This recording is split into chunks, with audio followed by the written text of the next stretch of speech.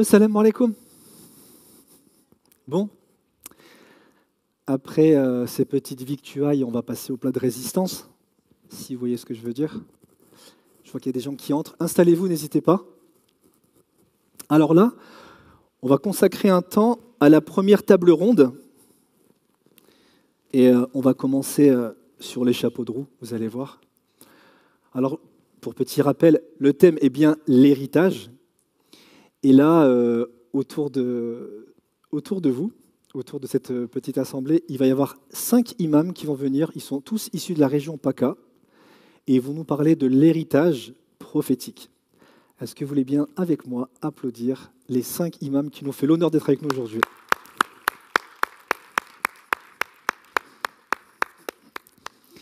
Messieurs, installez-vous. La place du chef ici. Hop, voilà. On va faire un petit tour de table, comme on dit si bien. Bismillah. On va commencer par la droite. Comme ça, je ne dis pas de bêtises. Vous voulez bien prendre le micro? Normalement, ils sont allumés. Bismillah. Bismillah. Salam alaikum. Alors, qui êtes-vous? Dites-moi. On se présente chacun à notre tour. Jamal Belhadi. Marhaba bik. J'ai vu votre enthousiasme à prononcer mon nom. Vous pouvez applaudir, non? Alors, je suis imam, j'étais imam à la mosquée des Cèdres, je suis conférencier. Et voilà, donc ça fait plaisir d'être parmi vous aujourd'hui et de parler de l'héritage prophétique, Inch'Allah. Très bien. Barakallahu fikum. Marhaba. Assalamu alaikum wa rahmatullahi ta'ala wa barakatuh. Que la paix soit sur vous et avec vous, chers frères et sœurs. Je suis donc Rachid Amrouchi. Je suis un imam aussi, conférencier. J'étais l'imam de Salon auparavant. Maintenant, je suis l'imam d'Avignon, à la mosquée de l'imam Al-Bukhari. Sinon, dans la vie aussi, je suis entrepreneur. Voilà, père de 4 enfants. Et puis, j'ai une formation de juriste de droit. J'ai un master de droit à Aix-en-Provence.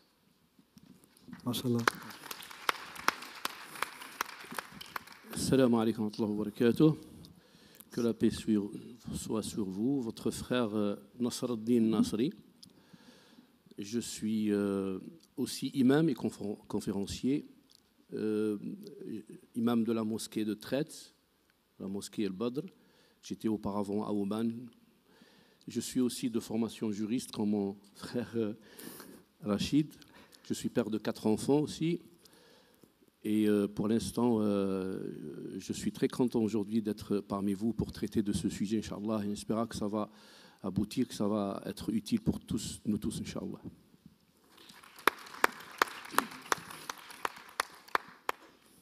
Bismillah ar-Rahman ar-Rahim. Assalamu alaikum wa rahmatullahi wa barakatuh. Abd Salam, Suiki. Je suis un imam ambulant, si vous voulez, pas attitré d'une mosquée. Je préside l'association La Plume de la Vie pour ceux et celles qui la connaissent. Voilà. Allez-y, parlez. Salam alaikum, votre frère Farid Bourouba. Je suis imam de la mosquée Mariam au centre musulman de Marseille, à Viala.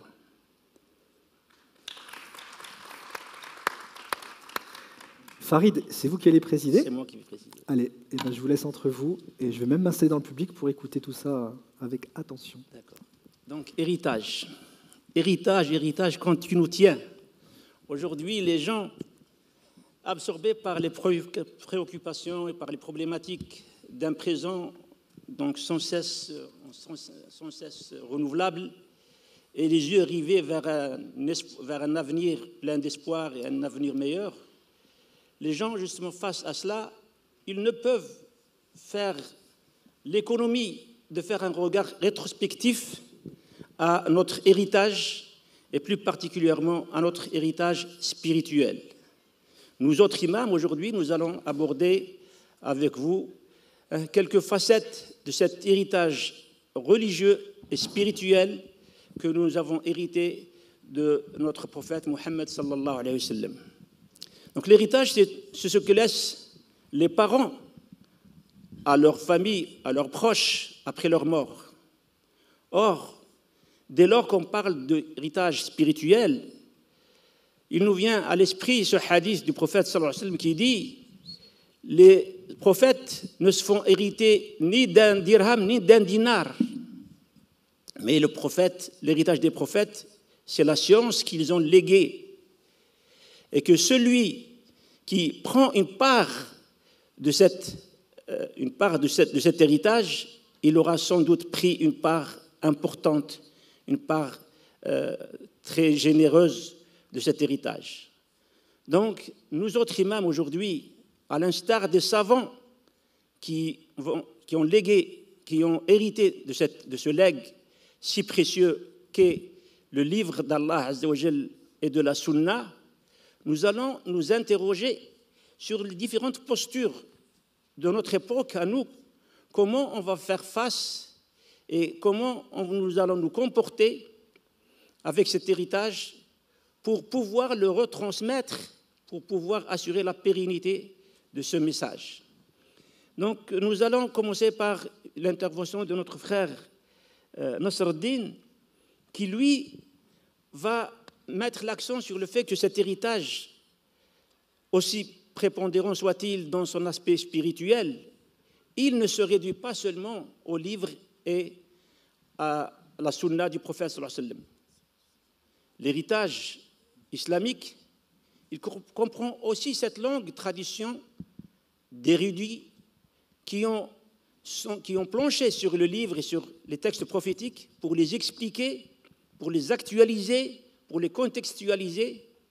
Et la question qui se pose aujourd'hui, nous autres imams, devant ce grand héritage si vaste, comment nous allons nous comporter et quelle est la méthodologie la plus judicieuse pour aborder cet héritage et quelle est l'approche la plus privilégiée pour l'appréhender, le cerner et le transmettre à nos proches, à nos prochains.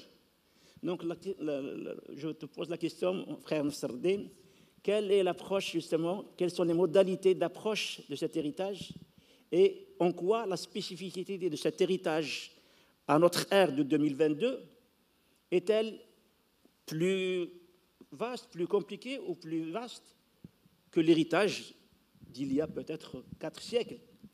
Nous sommes aujourd'hui en 2022. À toi la parole. بسم الله ولا استعانة إلا به والحمد لله ولا ثناء إلا عليه ثم الصلاة والسلام على سيدنا وأسوتنا وإمامنا محمد رسول الله. Je commence tout d'abord par le hadith qui a été rapporté par Tabari, rahimahullah, de Abu Huraira radiyallahu ta'ala an, ce compagnon qui est parti une fois au souk, il a vu des gens, chacun sur son travail, et il a malheur à vous. Qu'est-ce qui vous fait rester dans ce souk alors que l'héritage du prophète sallallahu alayhi wa sallam est en train de se distribuer? Les gens ont répondu, ont posé la question, où est-ce que cela se passe? Il a dit à la mosquée. Regardez, fi masjid Rasulillah. Tout le monde est parti, Abu Huraira est resté en les attendant. À leur retour, ils ont dit, ils étaient stupéfaits de ne rien trouver. Il a dit, Ama wajadtum ahadan hulalik, est-ce que vous avez trouvé personne dans la mosquée? Ils ont dit oui. On a trouvé des gens qui lisaient le Coran, on a vu des gens qui se discutaient, débattaient sur le halal et le haram, et d'autres qui invoquaient Allah subhanahu wa ta'ala. Il a dit malheur à vous. C'est cela, l'héritage du prophète sallallahu alayhi wa sallam. Ce hadith nous donne à peu près un petit aperçu par rapport à ce qu'est l'héritage, comme il le rappelait le frère Abdel Fattah. Mais ce n'est pas que cela. Si on réduit l'héritage de l'islam en particulier sur les textes, l'wahi, la révélation, on va très certainement réduire la réflexion de tout un chacun de nous, de toute la communauté de l'islam depuis le premier ère jusqu'à ici, à ces 2 textes. Alors qu'on sait d'emblée que le texte est limité, alors que les situations ne le sont pas. An-nusus mahdouda, les textes, on a 114 sourates, on n'aura pas plus. On a un certain nombre de hadiths, mais on n'aura pas plus. Ce qui est illimité, c'est les situations qui surgissent dans la vie de tous les jours à travers l'histoire. Donc le musulman est appelé à extraire de ces textes qui sont limités une réponse qui doit toujours être donnée par rapport à ces situations sous la lumière de ces textes. Il y a ce qu'on appelle aussi l'ijma'. L'ijma', c'est ce que nos pieux prédécesseurs ont considéré que c'était quelque chose qui ne voulait dire, qui avait, on va dire, une seule interprétation. Parce qu'il faut savoir que les textes, dans leur globalité de l'islam, il y a ce qu'on appelle l'équivoque, al-nusus al-dhanniyat al-dalala. Elles ont une interprétation multiple, et d'autres textes qui sont univoques, c'est-à-dire un seul sens qui porte, que le texte porte. Et ceux-là, ils sont considérés comme étant al-mirath al-ilahi, al-irth, c'est l'héritage divin. Et là, on rentre dans ce débat. Qu'est-ce que la religion? Est-ce seulement l'héritage divin, c'est-à-dire le texte, ou les efforts intellectuels de ceux qui sont venus? On a dans l'islam, bien sûr, comme vous le savez, la particularité de cet héritage en islam, c'est qu'il est très religieux. Ibn Khaldoun, il nous parle dans le Muqaddima, dans l'introduction, que toutes les sciences de l'islam, elles gravitent autour de la religion, autour de la croyance. On peut aller même jusqu'à l'art, l'architecture, tout ça gravite autour de la religion. Elle est présente, elle est omniprésente. Cette première particularité, on en a une deuxième qui en découle, c'est-à-dire l'influence de l'islam, l'influence de la religion dans l'islam, dans tout ce que le musulman fait. Science, sa vie particulière, sa vie de tous les jours. قُلْ إِنَّ صَلَاتِي وَنُسُكِي وَمَحْيَايَ وَمَمَاتِي لِلَّهِ رَبِّ الْعَالَمِينَ وَبِذَلِكَ أُمِرْتُ وَأَنَا أَوَّلُ الْمُسْلِمِينَ. Il y a un grand savant, un philosophe, un érudit de premier rang qui est Ismaïl al-Farouqi, qui a écrit un livre qui s'appelle Tawhid. Et il nous a montré, il a d'ailleurs d'autres livres qui gravitent autour de ce qu'est l'héritage de l'islam. Un autre livre avec sa femme, c'est l'Atlas de l'islam, un truc comme ça, je pense. Et ils ont montré à quel point l'influence du tawhid, de la religion, elle est dans tout ce qui est mirath ou irth ou héritage. Je préfère dire irth pour que tout le monde comprenne qu'on parle de l'irth l'islami ou le mirath l'islami. Après, comme le rappelait le cheikh, c'est comment on va se comporter avec cet héritage. Parce qu'il faut s'inspirer, il faut l'accompagner, il faut trouver des réponses, comme je le disais. Et moi, j'ai tiré, il y a beaucoup d'éléments importants sur lesquels on doit se pencher quant à l'étude ou l'accompagnement de cet héritage, ou essayer de le comprendre et de le mettre en œuvre actuellement. Premièrement, un premier point, il faut s'approprier cet héritage comme étant soi-même. Ne pas le considérer comme étant quelque chose de loin, qui ne fait pas partie de moi. Pour quelle raison? Parce qu'on ouvre la porte à la critique, parce qu'on est censé tous قد أفلح من تزكى قد أفلح من زكاها وقد خاب من دساها. Certes, aura la réussite celui qui la purifie. Donc cet héritage a besoin de notre effort intellectuel pour, j'allais dire, le purifier, pour le rendre beaucoup plus utile. Donc se comporter comme étant soi-même. Deuxième point, comme étant seulement des ijtihad, des efforts intellectuels. Vous savez que les écoles dans l'islam, ils sont du nombre de 4 ceux qui sont connus, d'autres on ne les connaît pas, d'autres on ne les connaît pas tout simplement parce que, comme Madhab al-Awza'i, Ibn Hazm, il y a l'imam Malik, Ahmed, Abu Hanifa ou Shafi'i, ceux-là, ils avaient des disciples qui ont transmis leur savoir, qui ont transmis leur ijtihad. Mais il y en a d'autres qu'on ne connaît pas. Ça ne veut pas dire pour autant qu'ils n'étaient pas à la même hauteur de la science que ceux-là. Al-Awza'i, il était parmi les premiers, il était à l'Andalus. Et l'imam Malik, il a Layth ibn Sa'd, c'est des érudits qui ont œuvré dans l'héritage de l'islam avec leur ijtihad, mais il faut se comporter avec pardon ? Il me reste 2 minutes ? 2 minutes. Masha'Allah. Très bien.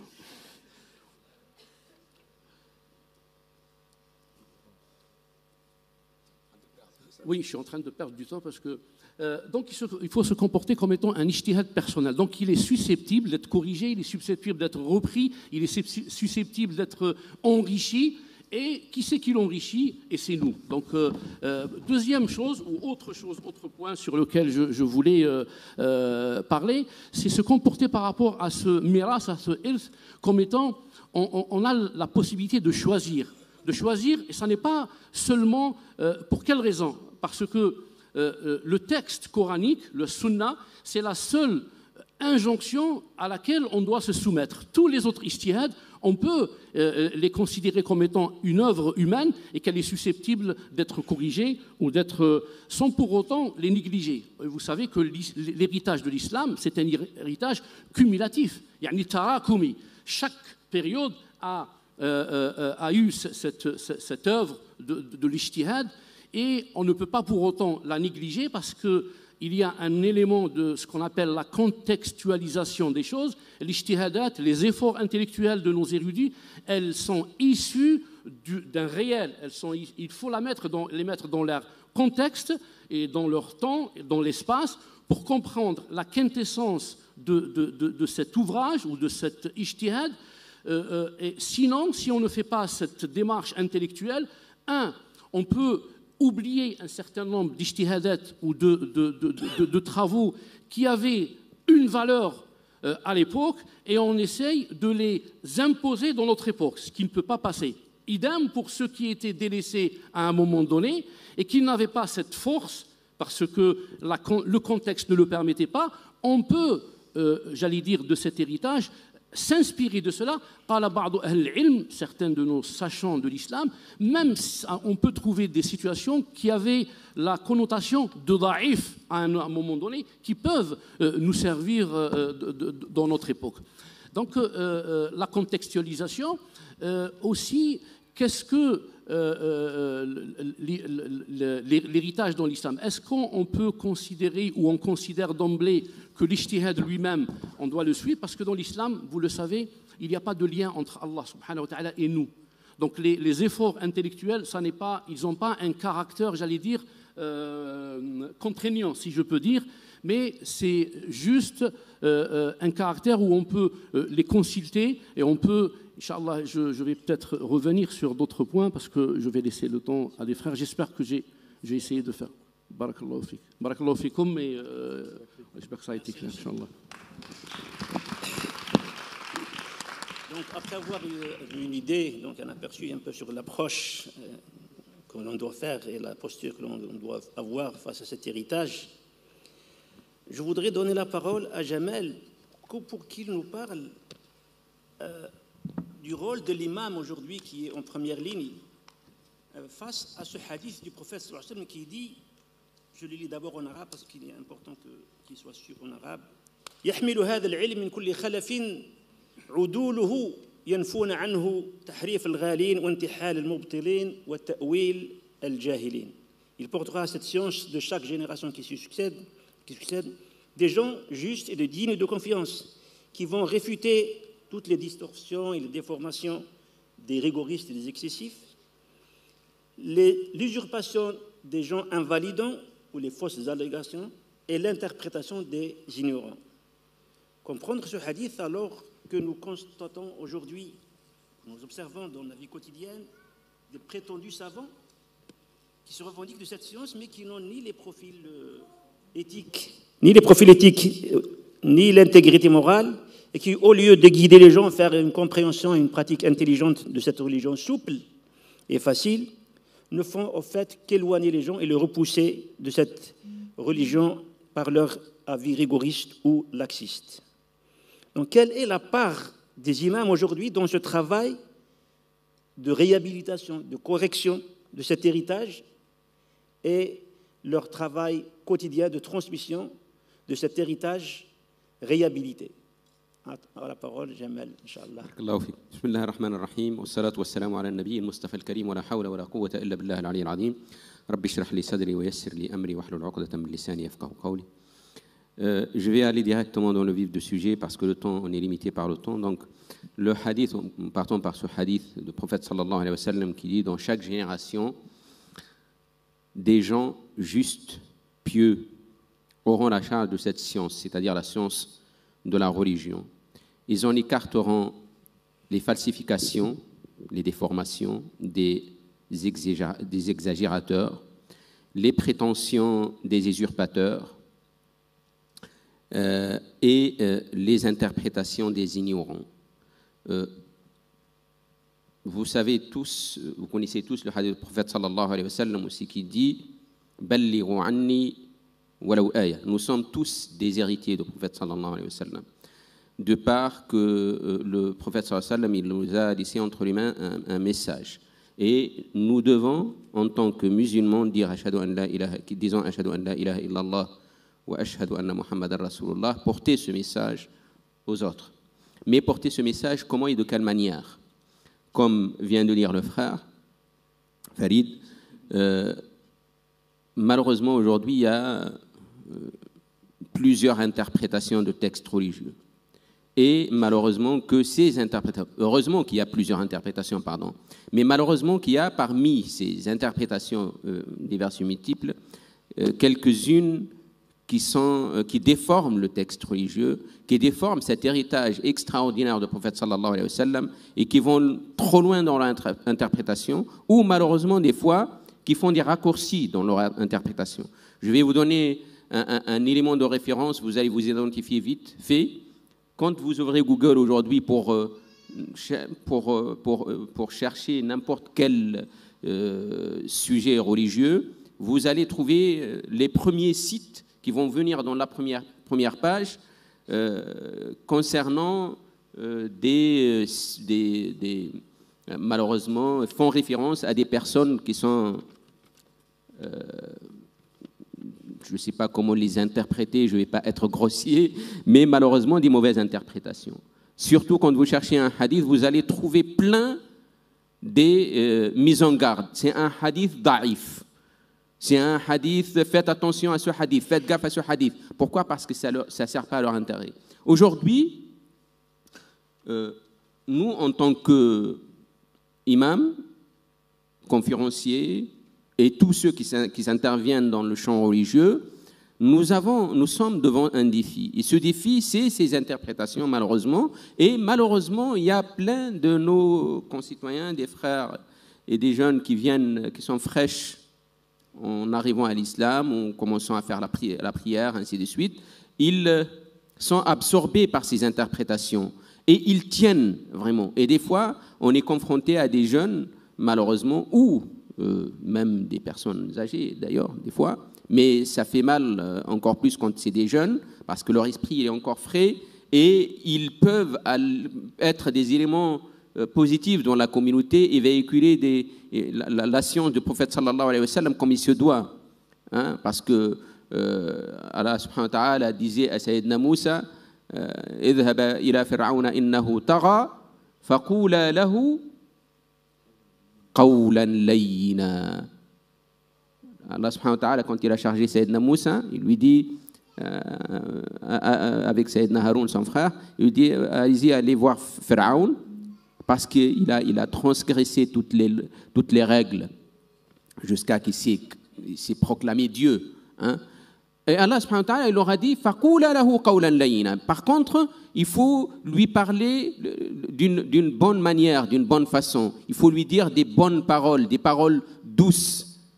C'est ça la manière dont on doit véhiculer l'héritage prophétique. Et c'est de cette manière qu'on va adoucir les cœurs des musulmans. Aujourd'hui, vous allez voir que il y a plein malheureusement des courants de pensée qui se réclament d'une telle ou une telle interprétation religieuse et qui qui font défaut à toutes les autres interprétations ou tous les autres courants religieux. Il y a, par exemple, qui exagèrent un peu plus et qui vont jusqu'à dire que nous sommes la seule partie, al-firqa an-najiyya, qu'on va être la seule partie élue par Allah subhanahu wa ta'ala et on va rentrer au paradis, mais tous ceux qui sont autour, tout le reste ne vont pas aller au paradis. Donc, il faut être à la hauteur de cette compréhension exacte de l'islam, juste, et il faut s'en écarter de toutes les interprétations malsaines et mauvaises. Allah subhanahu wa ta'ala, il dit dans le Coran, dans la sourate numéro 3, بعد أعوذ بالله السميع العليم من الشيطان الرجيم هو الذي أنزل عليك الكتاب منه آيات محكمات هن أم الكتاب وأخر متشابهات فأما الذين في قلوبهم زيغ فيتبعون ما تشابه منه ابتغاء الفتنة وابتغاء تأويله وما يعلم تأويله إلا الله والراسخون في العلم يقولون آمنا به كل من عند ربنا وما يذكر إلا أولو الألباب. C'est lui qui a fait descendre sur toi le livre. Il s'y trouve des versets sans équivoque qui sont la base du livre et d'autres versets qui peuvent prêter à d'interprétations diverses. Les gens donc qui ont au cœur une inclinaison vers l'égarement mettent l'accent sur les versets à équivoque que nul n'en connaît l'interprétation à part Dieu, mais ceux qui sont bien enracinés dans la science disent, l'ulama, disent, nous croyons tout et de la part de notre Seigneur, mais seuls les doués d'intelligence s'en rappellent. Une petite minute pour conclure. Une petite minute pour conclure. D'accord. Donc,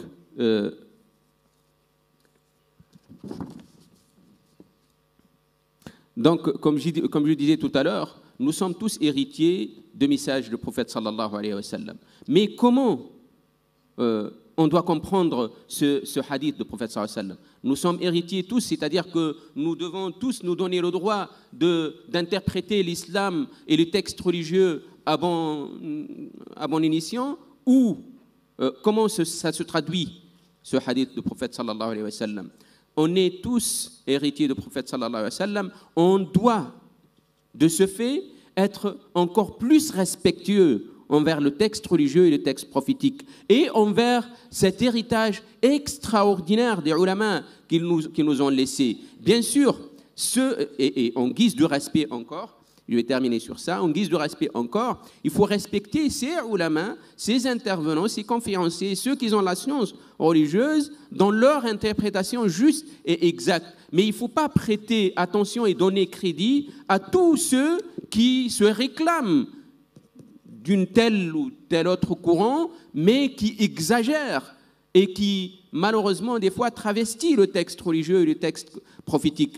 Et il faut faire attention, il faut faire gaffe à se tenir à une bonne interprétation juste, et la bonne interprétation qui sera juste, c'est celle qui apaise les cœurs. Une interprétation qui raffermisse les cœurs, c'est une fausse interprétation, il faut s'en écarter.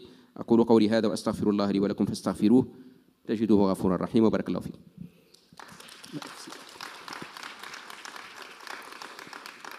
Autant dire que la tâche des imams, elle reste ardue. Voilà, et il doit être toujours vigilant et en alerte pour donc avoir un choix éclectique. Mais s'il y a une constante justement qui revient toujours dès lors qu'on aborde l'attitude à avoir face à cet héritage tentaculaire et pluridisciplinaire de l'islam, c'est la question de sa transmission et des modalités de son actualisation pour nos concitoyens, pour nos contemporains. Parce que de nos jours, comme le monde est devenu un petit village dans lequel se bousculent divers héritages humains, alors quelle sera la spécificité de la responsabilité de l'imam à son échelle?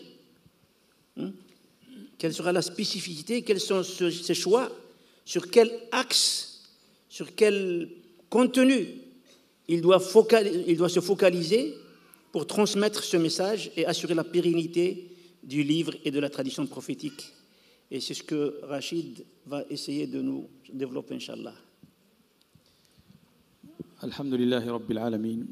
Louange à Allah, le Seigneur Tout-Puissant, le majestueux, le magnifique, le clément, le miséricordieux, l'omnipotent, l'omniprésent, et qui manifeste sa clémence. Et je témoigne que le prophète Muhammad sallallahu alayhi wa sallam, qu'il soit béni, nous a été envoyé et a été envoyé à toute l'humanité afin de la sortir des ténèbres à la lumière.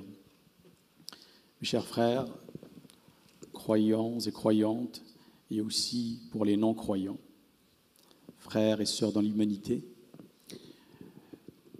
nous, musulmans, et nous, imams, en premier lieu, parce que les imams, vous voyez bien leur place au sein d'une mosquée, c'est qu'ils sont devant. Et le jour du vendredi, ils prêchent en étant sur l'estrade, sur le minbar, ils sont un peu plus haut. Donc ils sont devant et exposés. Ils sont les premiers. Ils sont les guides. Nous, musulmans, donc, et nous, imams, en premier lieu, nous avons hérité de l'héritage le plus lourd, le plus important, celui de transmettre les paroles d'Allah subhanahu wa ta'ala. Nous, donc, musulmans, croyants, nous sommes les témoins sur les gens. Nous avons hérité cela du prophète Mohammed sallallahu alayhi wa sallam. Parce que le prophète Mohammed sallallahu alayhi wa sallam a été envoyé en tant que témoin sur les gens. Allah subhanahu wa ta'ala dit dans le Saint-Coran, « Inna arsalnaka shahidan wa mubashiran wa nadhira » Shahidan en premier lieu, nous t'avons envoyé en tant que témoin. Et nous avons, en tant que communauté, hérité par le décret divin dans le Saint-Coran de cet héritage de témoignage. Allah subhanahu wa ta'ala nous dit à la communauté musulmane وَكَذَلِكَ جَعَلْنَاكُمْ أُمَّةً وَسَطًا لِتَكُونُوا شُهَدَاءَ عَلَى النَّاسِ. Et c'est ainsi que nous avons fait de vous une communauté de juste milieu, afin que vous soyez des témoins sur les gens. Donc le premier héritage que nous avons reçu de notre prophète Mohammed sallallahu alayhi wa sallam, c'est l'héritage du témoignage. Et c'est ce qui d'ailleurs faisait peur au prophète Mohammed sallallahu alayhi wa sallam. Le premier jour où il a rencontré l'archange Gabriel, lorsqu'il était venu à lui, lorsque Allah l'a envoyé pour le rencontrer dans la caverne de Hira, il va le prendre très fort. Il va prendre le prophète sallallahu alayhi wa sallam très très fort, il va le serrer et puis il va le relâcher à 3 reprises en lui disant « Iqra ». Alors pourquoi le prendre très fort et le relâcher? C'est pour bien lui signifier qu'il va porter un message très lourd, que c'est très important, que c'est lui l'héritier des prophètes et qu'il va transmettre cet héritage à sa communauté. Et surtout qu'il doit bien le transmettre en tant que témoin. Et c'est ça qui faisait peur au prophète Mohammed sallallahu alayhi wa sallam. Et c'est pour ça qu'il est venu tout tremblant chez lui, apeuré, parce qu'il était inquiet. Parce que l'archange Gabriel, lorsqu'il l'a quitté, il va lui dire « Oh Mohammed, tu es le messager d'Allah. » Et je suis l'archange Gabriel, Jibril. Donc, c'est la première fois qu'il entend ça. Lui, Mohammed, l'orphelin, il a été préparé en fait pour prendre cette mission. Et là, il lui dit « Oh Mohammed, tu es le messager d'Allah. » Vous savez ce que ça dit pour quelqu'un qui l'entend pour la première fois. Nous, on a l'habitude avec cette expression « messager d'Allah, Rasulullah ». Mais là, il l'entend pour la première fois « Rasulullah ». Messager d'Allah. Donc il dit, moi je vais être le messager d'Allah. C'est très lourd, très important. Donc il va venir tout tremblant à la maison.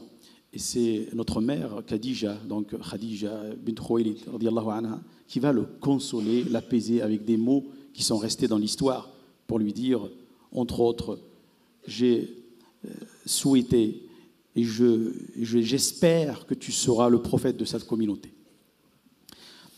Le prophète sallallahu alayhi wa sallam va donc, à partir de cet instant-là, nuit et jour, à chaque instant, transmettre le message et témoigner sur les gens, autour des gens, avec les gens, jusqu'à la fin de sa vie.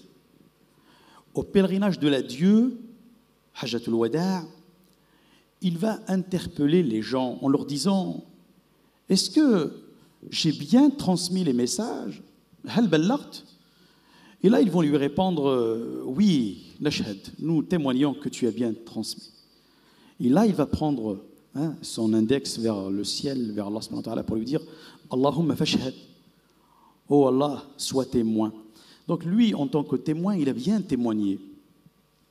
Et Allah subhanahu wa ta'ala nous a dit « Attention, vous êtes les héritiers, vous allez témoigner après le prophète Mohammed sallallahu alayhi wa sallam. » Je ne sais pas ce que ça signifie, ce retentissement.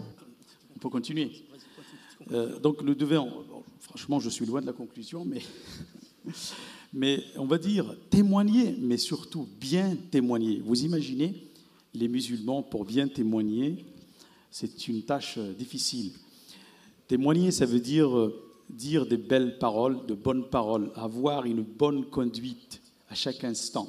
Ça veut dire qu'il faut être fidèle à la vertu du prophète Mohammed sallallahu alayhi wa sallam. Ça veut dire qu'il faut vivre l'islam, être musulman à chaque instant. Je ne suis pas musulman seulement quand je prie, mais je suis aussi musulman quand je vends, quand j'achète et quand je marche et quand je parle. Donc c'est témoigner sur les gens, parce qu'au milieu des communautés, au milieu des gens, le musulman doit être un exemple. Donc il faut qu'il témoigne parfaitement. Il est regardé, il est scruté. Et c'est ainsi que les musulmans, à travers les siècles, ils ont témoigné. Ils ont témoigné, les gens les ont vus avec cette bonne conduite. Ils étaient beaux, ils étaient sérieux, ils étaient honnêtes, ils étaient gentils, ils étaient pleins de miséricorde. Et c'est ainsi qu'aujourd'hui, les musulmans sont des centaines de millions à travers le globe. C'est parce que les musulmans, ils ont bien fait leur travail de témoignage. Et nous sommes aujourd'hui dans une époque où l'islam il est malmené, où les musulmans peut-être ne font pas le témoignage comme il faut, comme nos pieux prédécesseurs, des générations de musulmans avant nous l'ont bien fait, parce que c'était des exemples, c'était des siècles où le monde entier parlait l'arabe et apprenait l'arabe parce qu'il fallait copier le musulman, parce que c'était un bon témoin, un bon exemple. J'étais juste dans le début de mon propos, mais c'est pas grave. Merci Rachid, on va essayer peut-être, Inch'Allah, de faire un prolongement avec l'intervention de notre frère Abdeslam. Donc, généralement, dans toute nation, dans toute communauté qui envisage des mesures de réforme, dans sa vie, cette réforme-là, et toutes ces entreprises et ces tentatives de réforme et de renouvellement passent par une réappropriation intelligente de du patrimoine de la nation, de ce patrimoine qui a fait les années glorieuses de la nation. Et la manière d'aborder justement et d'appréhender ce patrimoine, les modalités de son emparer, elles sont déterminantes sur la construction du présent et en même temps sur la manière d'envisager des perspectives meilleures à l'avenir. Et justement, la question maintenant qui se pose à notre frère imam Abdeslam, qui a derrière lui une grande expérience dans le témoignage, parce qu'il a beaucoup œuvré dans le dialogue islamo-chrétien. Comment, mon frère Abdeslam, dans ta pratique d'imam et de conférencier avec les musulmans, avec les chrétiens, comment tu t'appropries, quels sont les contours de cet héritage dont tu t'empares de manière intelligente? Est-ce que tu fais tu omets, tu occultes des parties volontairement? Est-ce que comment tu réagis à cette attitude-là? Vas-y, Abdeslam. Merci de m'avoir placé dans ce bunker, dans ce couloir. Mais très rapidement, parce qu'on n'a plus le temps de parler d'un sujet aussi important et aussi complexe, ramifié, très rapidement, par les temps qui courent, où les dominants, les Manitou du moment, veulent nous couper de, pas nous seulement, mais toutes sortes, les autres minorités aussi, tous les peuples autochtones qui vivent sous domination comme nous. Donc ces grands Manitou du moment, les professionnels, je les qualifierais de l'oubli et du désenchantement. Professionnels de l'oubli parce qu'ils veulent couper les gens de leur héritage, de leur patrimoine, et du désenchantement, en les coupant de leurs origines, de leurs racines, ils leur obnubilent l'horizon et les mettent dans une sorte de désespoir total. Et donc notre œuvre, justement, c'est de prendre le contre-pied de ces dominants qui veulent nous ensevelir dans ce présentisme, l'idolâtrie du présent, nous faire oublier les sources de notre régénération et de construire notre présent et de nous projeter dans l'avenir. Je vous renvoie, à défaut de temps, je ne pourrais pas, j'étais ambitieux, je voulais expliquer quelques paragraphes coraniques, mais à défaut de pouvoir le faire, je vous renvoie à ces paragraphes, je vous invite à les méditer de très près. Le premier paragraphe, Allah subhanahu wa ta'ala nous parle des anciens. Ce n'est pas pour amuser les galeries, mais pour qu'on les tienne. Nous pouvons conclure. Mais très rapidement, pour qu'on les tienne comme exemple, tantôt comme exemple et tantôt comme contre-exemple aussi.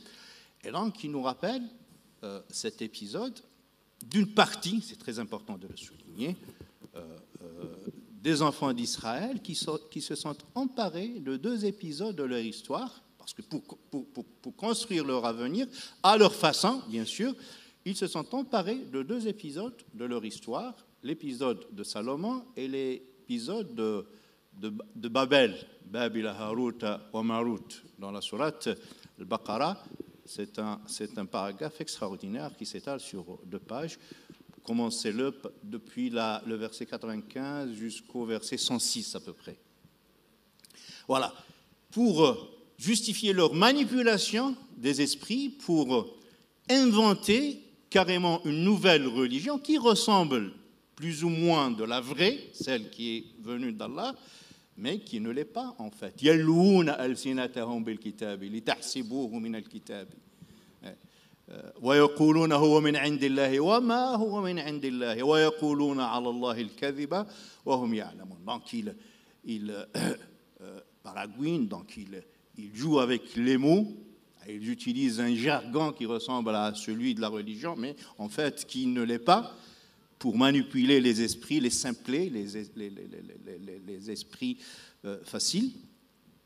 Voilà, et ils prétendent que leur discours est de provenance divine pour lui offrir cette légitimité du livre alors qu'il n'en est rien. Donc ils profèrent des mensonges au détriment d'Allah en connaissance de cause, pas par oubli ou par ignorance. Voilà, très rapidement, barakallahu fikoum pour votre écoute et pour votre On vous remercie de votre attention. Barakallahu fikoum.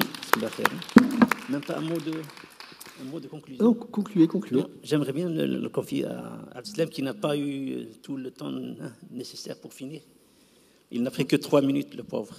Non, mais c'est pas grave. Un mot de conclusion, Abdeslam, sur nos attitudes de nous en tant qu'imam par rapport à cet héritage. Déjà pour excuser les imams, parce qu'il faut savoir que moins on a le temps, moins on a la capacité de faire des choix en fait. Blaise Pascal, on l'a convié une fois à se produire devant un public sur une thématique très complexe qui ressemble un peu à la nôtre, et il commence par s'en excuser en disant « Excusez-moi », en un quart d'heure, il lui demande de faire son truc en un quart, donc il avait plus de temps que nous en fait, que chaque imam. Voilà. Excusez-moi de ne pas avoir suffisamment de temps pour faire plus court. Parce que, Magnifique. voilà, moins on a le temps, moins on a les possibilités de faire des choix, et surtout quand la problématique est à ce point complexe. Voilà, très rapidement, c'est une invitation. Le choix de la thématique, en fait, quand je l'ai appris de par mon frère Farid, barakallahu fi, mais j'étais très agréablement surpris par la richesse de cette enseigne, en fait. On inscrit une journée sur l'enseigne du patrimoine.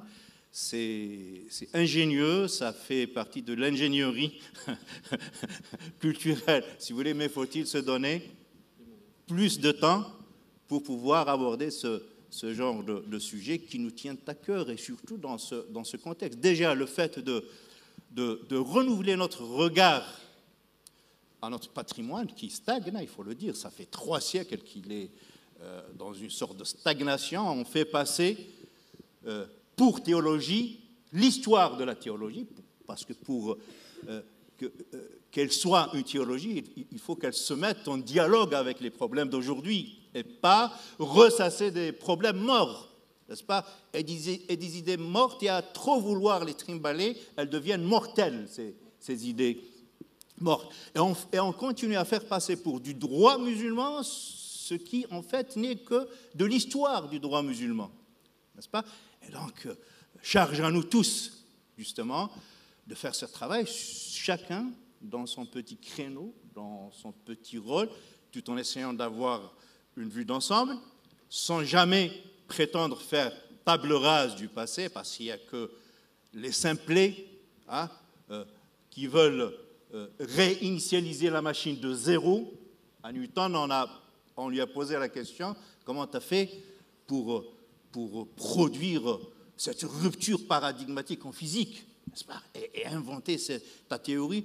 Eh bien, il leur a répondu, je me suis jonché sur les épaules des géants avant moi. Donc, une réforme qui ne se jonche pas sur les épaules de Malik, de Shafi'i, de Abi Hanifa, de Awza'i et de Shatibi n'en sera pas une. Ça sera un semblant du livre, une contrefaçon religieuse. Barakallahu fik, moi, merci pour cette conclusion. Merci beaucoup. Ah bien.